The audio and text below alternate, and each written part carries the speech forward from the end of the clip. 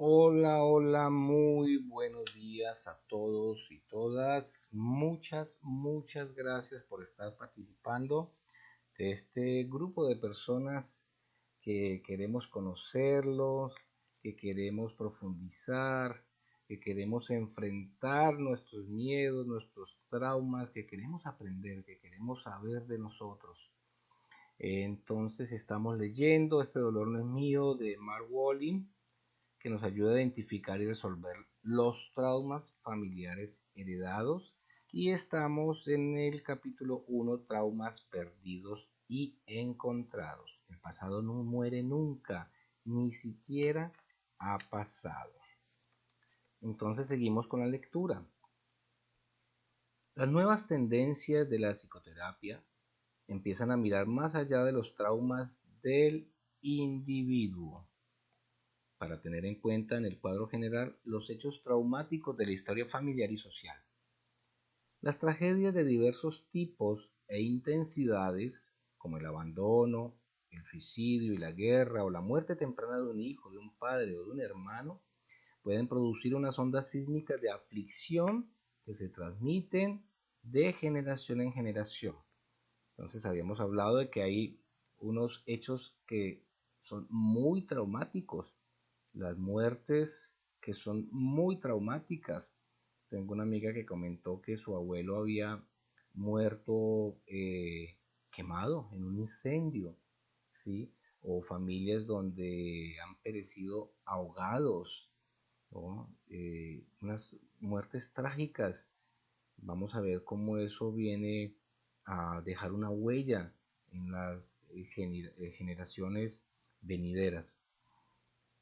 Los últimos avances en los campos de la biología celular, la neurociencia, la epigenética y la psicología del desarrollo recalcan la importancia de explorar la historia familiar, remontándose a un mínimo de 3 generaciones si queremos entender los mecanismos subyacentes a las pautas de traumas y sufrimientos que se repiten. Un trauma es una herida que es duradera, es una herida que puede ser física. Por ejemplo, yo me caí en una moto, la semana pasada me resbalé en la moto, me golpeé la pierna, me golpeé la mano, es un trauma físico, pero hay traumas emocionales que son impresiones que sobrepasan nuestros mecanismos de afrontamiento y es altamente estresante. Y ese también es el significado que se le ha dado al estrés por la Organización Mundial de la Salud, ¿no? La incapacidad de afrontar situaciones nuevas. Entonces, un trauma es una herida emocional, una impresión que sobrepasa nuestros mecanismos de afrontamiento y que es altamente estresante. El caso que expondré a continuación nos presenta un ejemplo muy notable de ello. Cuando vi a Jesse por primera vez, este llevaba más de un año sin dormir una noche entera. El insomnio que padecía se le apreciaba en las ojeras, pero la inexpresividad de su mirada daba a entender que existía una historia más profunda. Aunque Jesse solo tenía 20 años, aparentaba 10 más como mínimo.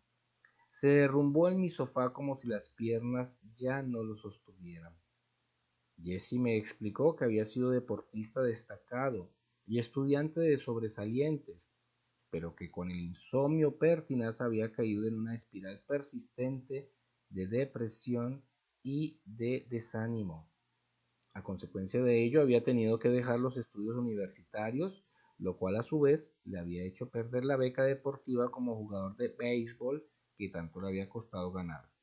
Buscaba desesperadamente a alguien que pudiera ayudarle a orientar su vida de nuevo. En el último año había acudido a 3 médicos, 2 psicólogos, una clínica del sueño y un naturópata. Según me contó con voz monótona, ninguno de ellos había sido capaz de brindarle ninguna ayuda ni ninguna idea tangible.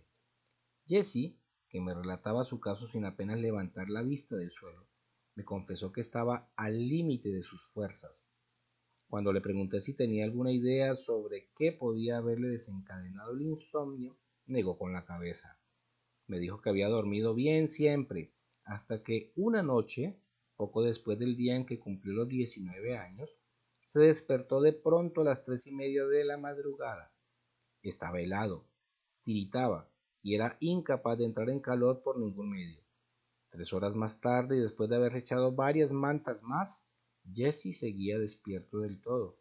No solo tenía frío y estaba cansado, sino que lo dominaba un miedo extraño que no había sentido nunca hasta entonces. El miedo a que le sucediera algo horrible si se permitía quedarse dormido. Si me duermo no volveré a despertarme. Cada vez que sentía que empezaba a dormitar, el miedo volvía a sobresaltarlo para despertarlo de nuevo. Esta pauta se le repitió a la noche siguiente y a la otra. El insomnio no tardó en convertirse en un suplicio cotidiano. Aunque Jessie sabía que su miedo era irracional, se sentía incapaz de ponerle fin. Ese miedo a dormir se llama somnifobia, tiene diferentes nombres. El insomnio es, es una dificultad de conciliar el sueño, pero el miedo a dormir, es la somnifobia. Escuché a Jessie con atención. Lo que más me llamaba la atención era un detalle poco común. Había dicho que poco antes del primer episodio había sentido mucho frío, que se sentía helado. Empecé a explorar con Jessie este aspecto y le pregunté si alguien de su familia paterna o materna había tenido algún trauma que tuviera que ver con este frío, o dormido, o con cumplir los 19. Un psicoterapeuta debe dejarse guiar por su intuición. Jessie, bueno, la intuición es una guía, ¿sí? Pero tenemos que estar muy conscientes de que existen unas teorías y esas teorías tienen que haber sido probadas, avaladas, certificadas, pero la intuición es supremamente importante como guía.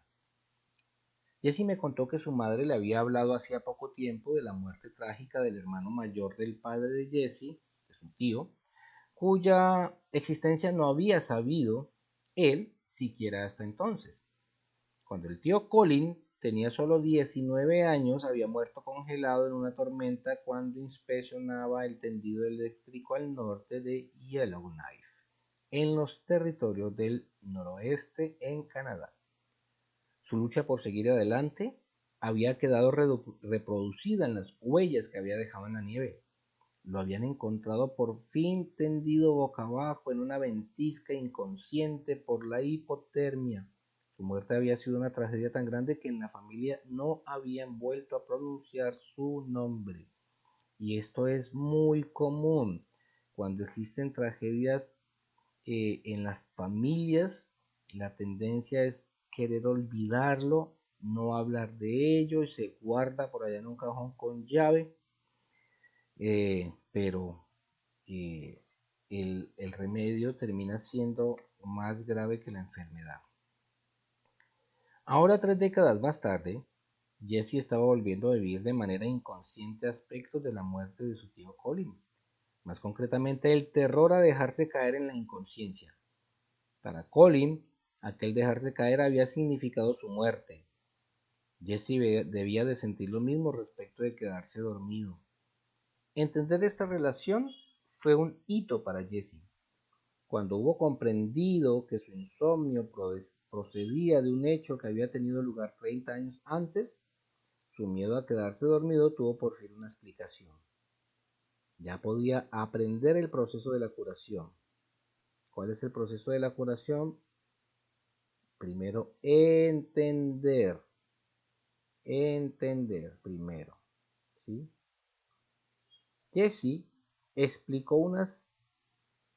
aplicó unas herramientas que aprendió trabajando conmigo y que explicaré con detalle en este libro, y pudo desembarazarse del trauma que había sufrido un tío suyo al que no había llegado a conocer siquiera, pero cuyo terror había asumido él inconscientemente como propio. Ahí estuvimos hablando de las lealtades familiares. A veces tomamos el dolor de otros como propio y es la historia de él, no la mía.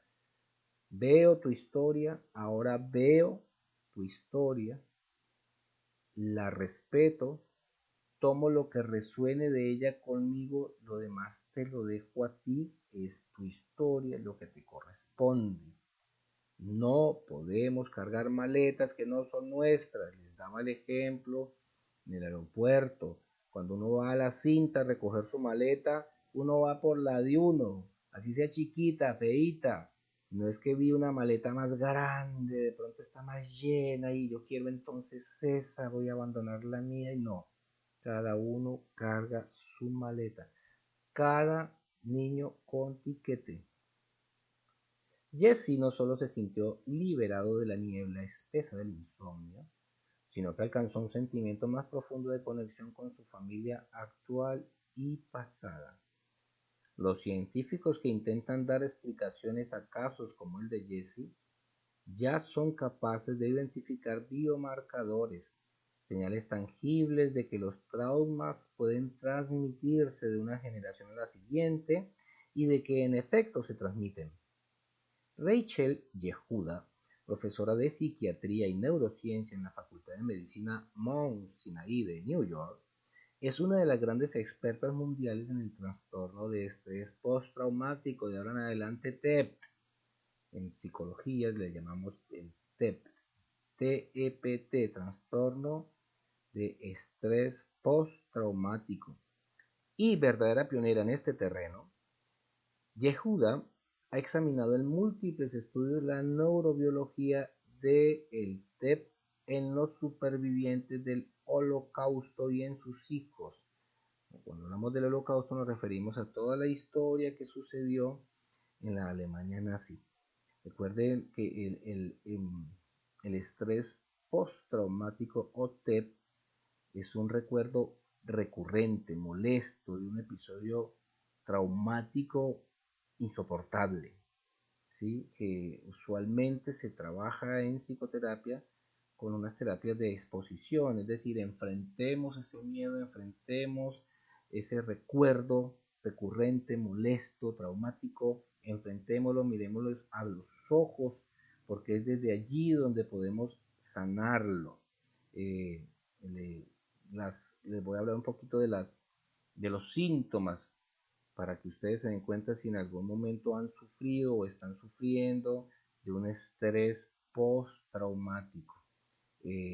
Puede ser como Jesse, el que estamos leyendo, es decir, tener unos sueños perturbadores, recurrentes. Siempre sueño lo mismo, mira, me sueño esto y es horrible y me despierto sudando, no puedo descansar bien.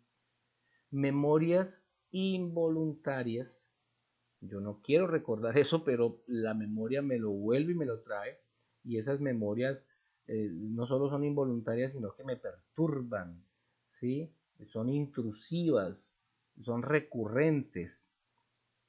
Otro síntoma del TEP es que actuamos como si el episodio estuviera sucediendo, ¿sí? Actuamos como si estuviera sucediendo. A veces por un hecho, ¿cierto? Algo que nos dispara este flashback, se llama flashback, es un recuerdo vívido de algo.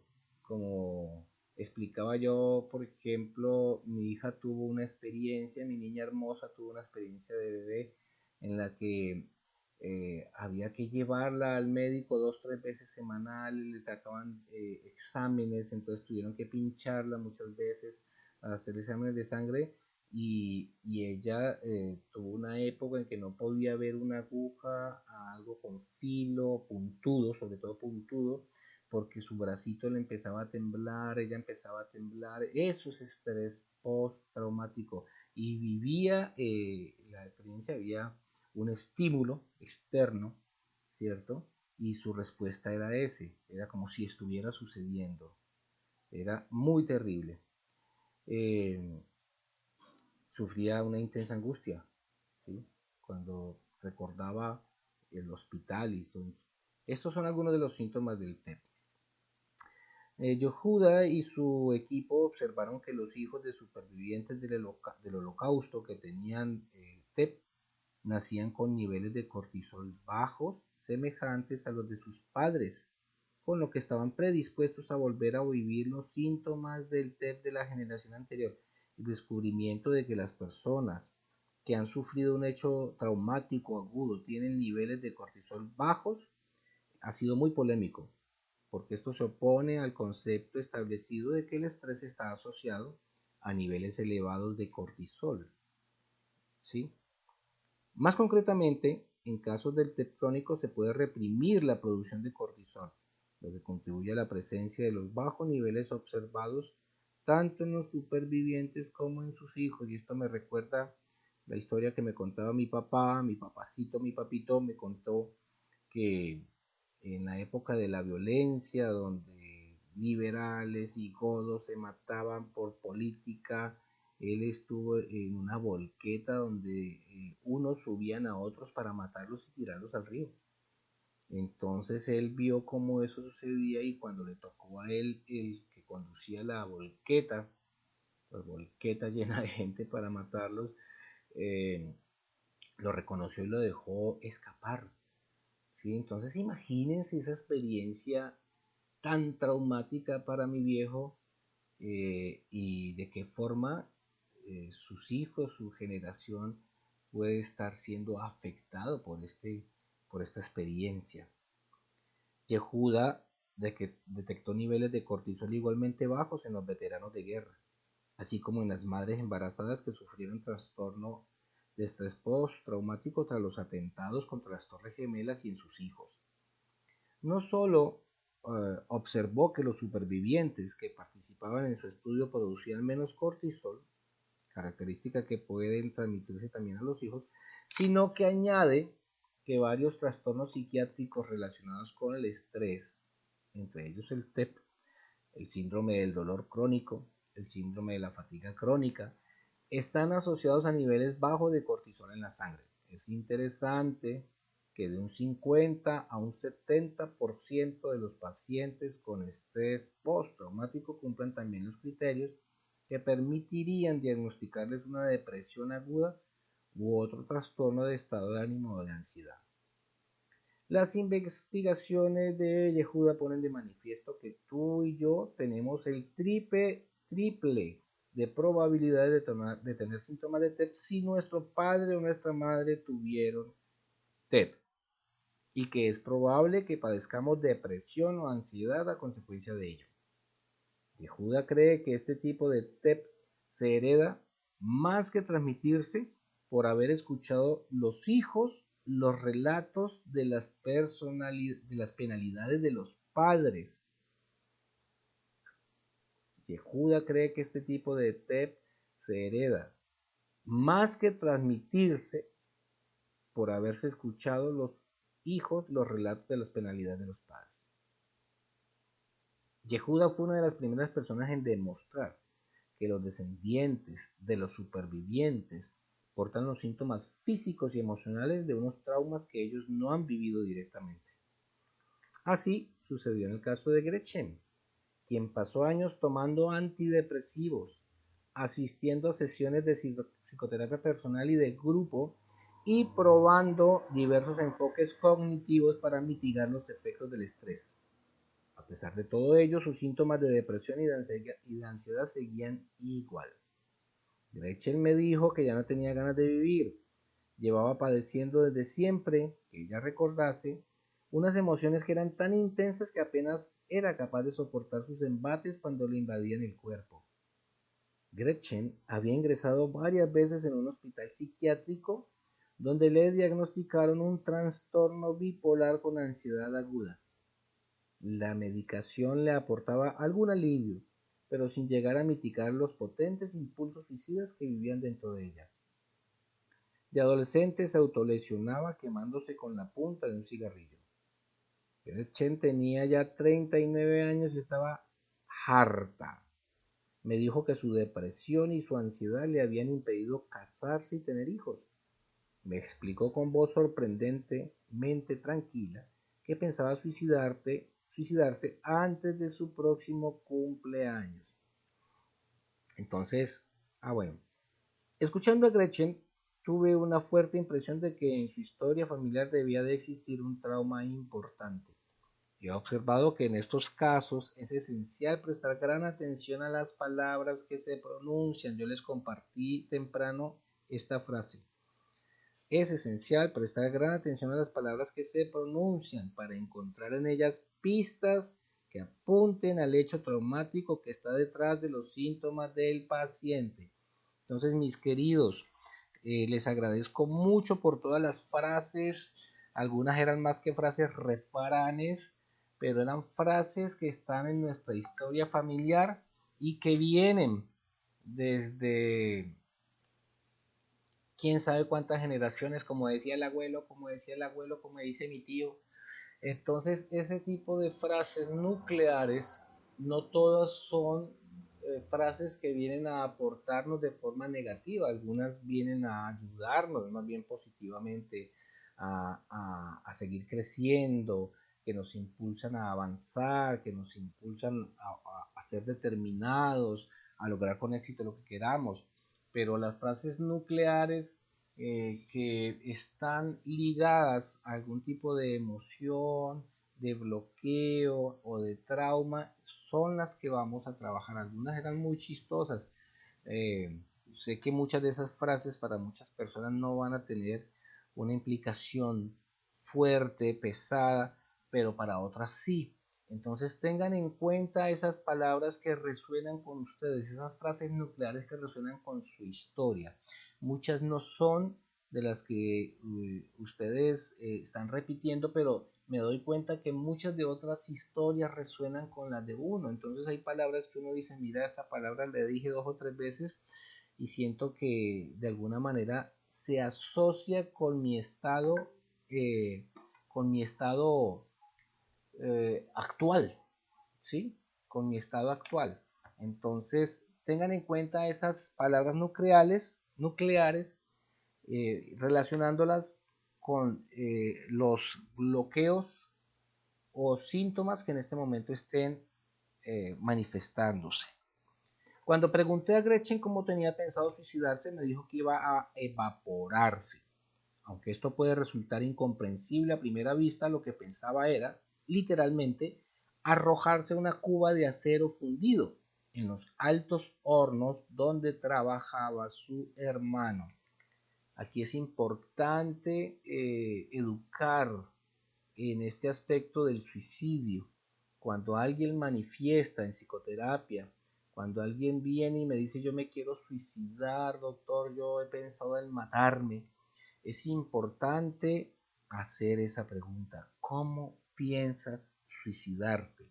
Porque esto nos da idea del grado de intención que tiene la persona de hacerse daño, el grado de intención de riesgo.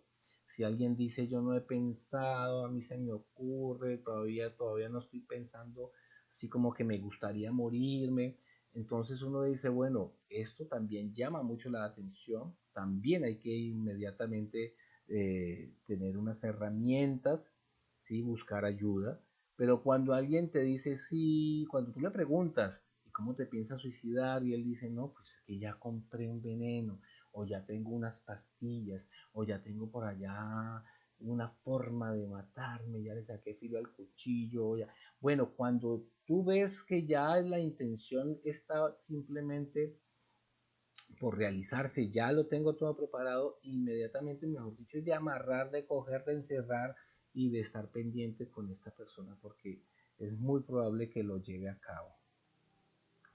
Entonces Rachel dijo, mi cuerpo se incinerará en cuestión de segundo aún antes de haber llegado al fondo, me dijo mirándome fijamente a los ojos. La falta de emoción con que me dijo estas palabras me impresionó. Parecía que sus sentimientos subyacentes habían quedado enterrados muy hondos.